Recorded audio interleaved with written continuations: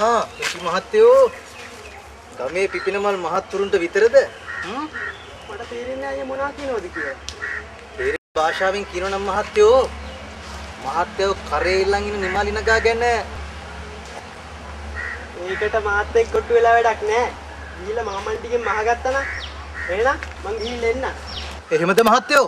මේ ප්‍රශ්නේ මගෙන් ඔයාලට කිසිම සමාවක් නැහැ. අපේ ජීවිත මහ පොඩි විදියට බං ගෙවෙන්නේ. ඒ කිව්වේ හරියක් නැති ඵලයක් නැති විදිහටද? එහෙමත් නෙමෙයි බං කිසි බාරක් නෑ. මිරිස් ගාලා දාම් ඵලයන් හොඳට බලටිටි. බට මම නිමා අර සිරිල්ලා අයියා නේද? මොනවාද මං හැමදාම ගෙන්දරි ගාන්නේ? කමන්නේ කතා කරලා යමු. ඇහුම්කන් දෙමු. සිරිල්ලා අයියා තනියම සප්පායම වගේ නේද? දැක්කම් බඩ පිරනන්න නගා. වැඩට ගියේ නැද්ද?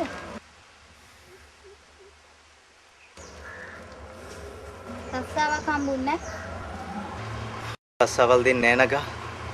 ගමේ හැම එකලම හොරා තක්කඩිය කියලා මට හංවඩු ගහලා.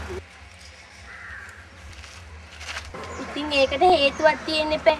ඔය විකාර නවත්තලා හොඳ රස්සාවක් කරන්න. ලැබෙන කී හරි වටිනාකමක් තියෙන්න එපා. ඒක නෙවෙයි නගා. මම මේ යහන්න කියලා මම හිතාගෙන හිටියේ. ඒ සිරිල් දුවන්න බා. මතු අර මතු අර අතර මේ ගමේද? ඔව් මේ කිට්ටුව. ආරච්චි මාතලා ගෙවල් කොහෙද?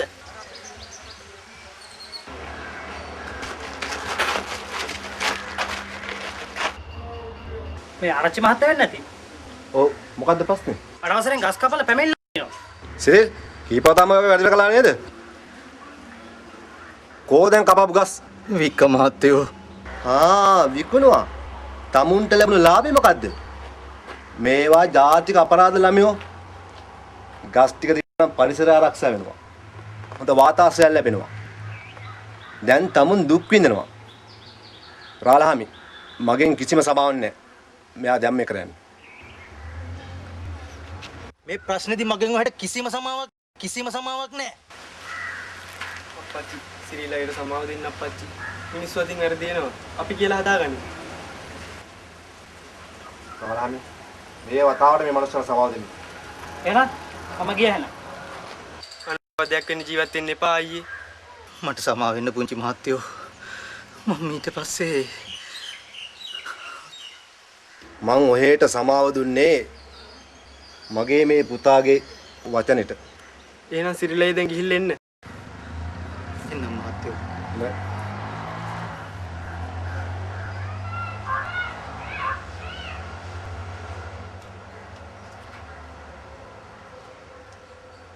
මම මොනවද මේ කරන්නේ? ගොඩක් වැරදි කරනවා. ගහකොළ විනාශ කරනවා. කිනි වතුර බොනවා. මිනිසුන්ට ගින්දර දෙනවා. හොරකම් කරනවා. ඒ මදිවට අනුන්ට අයිති දේ බලෙන් ලබා ගන්න හදනවා. ඉතින් පුංචි මහත්තයා මට සමාව දුන්නා. මං ඊට ගහන්න ගියා. ඒ මදිවට ආදරේ බලෙන් ගන්න ගියා. දෙන්නේ මං කොහොමද එහෙම කරන්නේ? මං දරුවෝ දෙන්නෙක්ගේ පියෙක්. මං කවද කාගෙන්ද හොඳ කාන්නේ? මම්මා නරක මිනිහෙක්. නෑ නෑ. ඔය ඇත්ත නරක නෑ.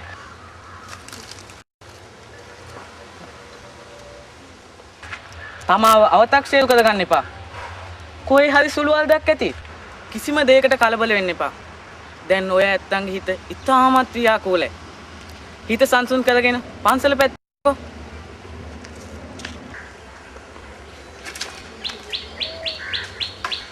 මොලෝ කන්න මොකුත් නැද්ද? තාත්තේ බඩගිනේ.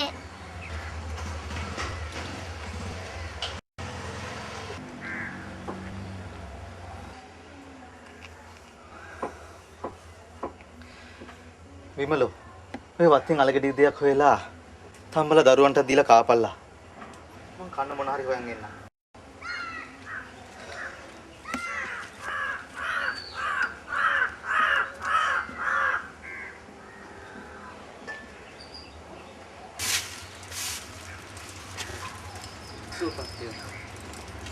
බහින්නත් වගේ දැන් ගොයන් ටික කැපිලා ආවද? 7-8ක් කැපෙලා ඉවරයි. තව 3-4ක් කේමයි අපේ හම්දුනේ. අද සිරිල් නේද මෙහාට දුවගෙන ඉනවා වගේ පේන්නේ. අදත් පොලිසියෙන්වත්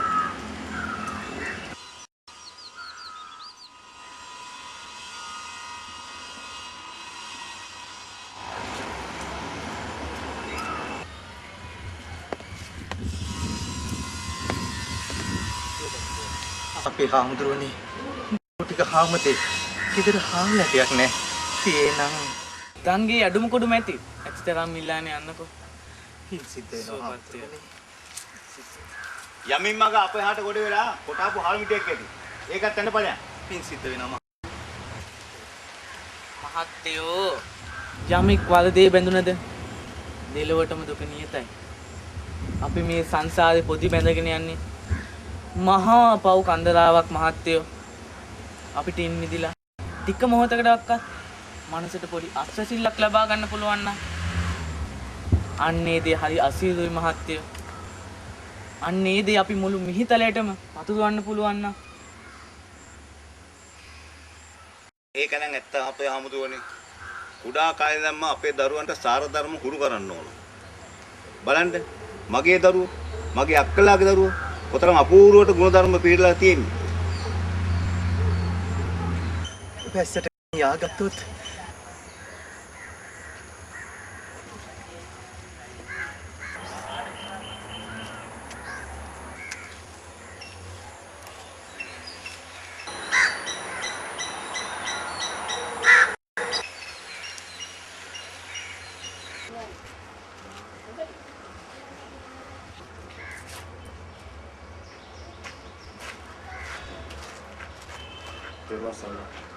අප්පච්චි කෙනෙක් දුවේ.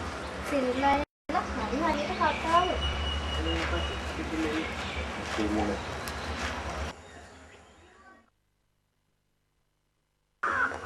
අම්මේ තාත්තා බඩු ගොඩාක් ගේනවා.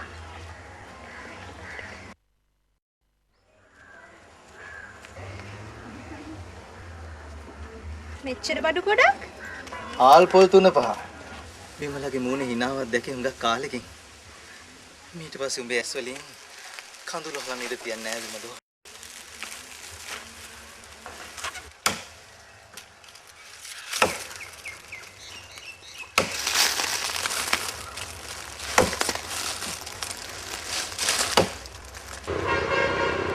බාලටම මගේ කමක් නැහැ. පූජා කරනවා.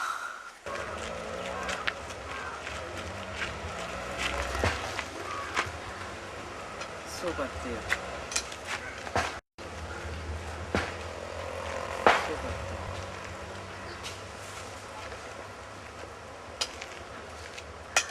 ඔයයන්ට මතකද? ඔහේ මෙතන හඬා වැළපුණා. බලන්න. අද ඔහේ මෙතන රජෙක් වගේ වැඩ කරනවා. පවුලේ බඩගින්දර නිවන්න දැන් මට ගහක් ගලක් වුණත් පෙරලන්න පුළුවන් අපේ හාමුදුරුවනේ. ඒක තමයි ධර්මතාවය කියන්නේ. පුතග්ජන මිනිසුන් වශයෙන් අටලෝ දහමට අනුව නොකම්පිතව ජීවත් විය යුතුයි.